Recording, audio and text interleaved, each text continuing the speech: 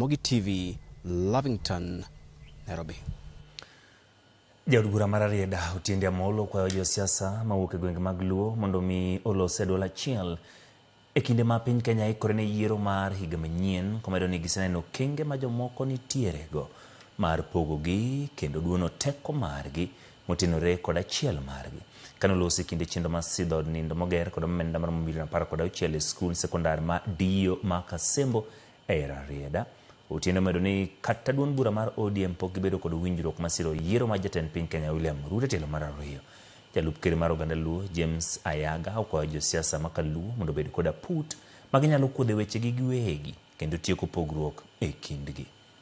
Otimre diere principal miela mano jakom masani wadogure drawing board mondo wang'e kwa piny Rarieda nikech piny ochung' marach go oganda Luo.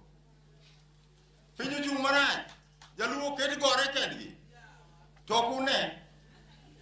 okune na to wuewe ni jaluo kata gima dang' owach ot ka tok nigi siri meke joluo siri gini kani. We may have difference of opinion, and I want to agree with Mr. Ayaga here.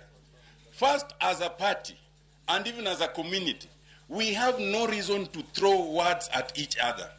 We have no reason to insult each other. Even if we have differences of opinion and somebody has to leave, live in peace. If you have to stay, stay in peace. If we are going to negotiation, let us start the negotiation and let us have structured negotiation. Nawacho koso kawacho, kenda nuoga pile. The only difference now is on the timing of the negotiation. But that is not a difference of principle. It's a difference of approach.